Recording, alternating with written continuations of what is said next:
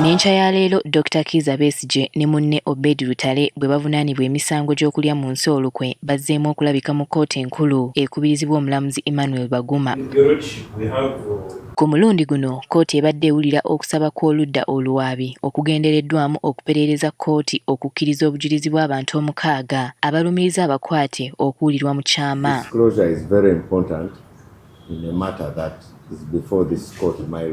Omusango nga ke gujje gutandike bannamateeka ba Besigye babulidde omulamuzi nti newankubadde kyakanyizibwako nti baweebwe obujulizi obugenda okweyambisibwa okuluma Besigye ne banne obutasukka nga 3 March ne guno gujwa obujulizi obumu bo tebabulabangako.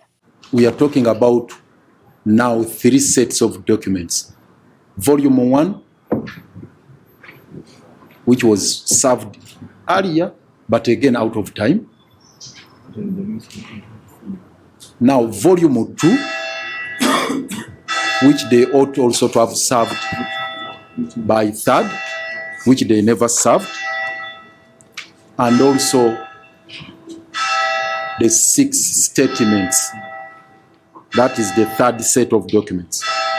Kyokka babadde bakyemulugunya era nga sibannafuna kwanukulwa ate ab'oludda oluwaabi ne banja okusaba kwabwe nga baagala kkooti ekkiriza okuwulira kw'obujulizi bw'abantu 6 abagenda okukola ng'abajulizi mu musango guno mu kyama era n'amannya gaabwe gakukkulirwe. This application was brought under section 14 and 37. Yeah. My lord. My lord. No. My lord. Okusaba kwa bano kutanudde bannamateeka ba Besigye ne bakalambira nti mpaawo kye bamanyi kusaba kuno ate nga gino gy'emitendera gya kkooti. Service is a matter of law. It's a requirement. And if they talk about serving their chosen persons from here,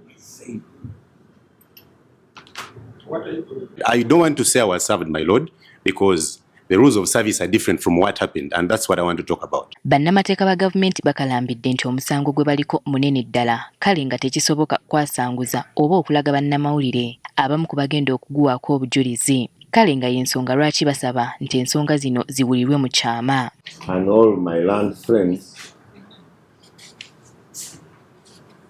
know that disclosure is very important in a matter that is before this court, my lord. Newankubadde bannamateeka b'oludda oluwawaabirwa bafubye okuwakanya ensonga eno omulamuzi akkiriza okusaba kwa bannamateeka ba gavumenti omusango guwulirwe mu kyama. Kino kitabudde Dr. Kiiza Besigye n'awera nga bw'asemberedde okuzira kkooti alinde omulamuzi lw'alisalawo okugutyemula.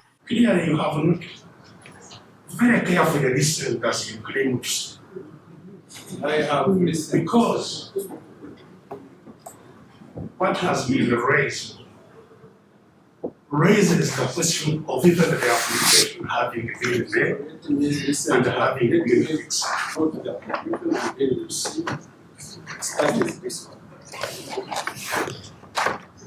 If we continue proceeding this way, maybe we shall just stay at home and you judge us in your absence. Besigye alabise ng'eyeetamiddwa alumiriza omulamuzi okuba n'ekigendererwa eky'okumukuumira mu nkomyo ebbanga eggwanvu kale nga byonna ebigenda mu maaso tabirabamu wadde entondo ly'obwenkanya. I don't know how this can be a fair process. And you might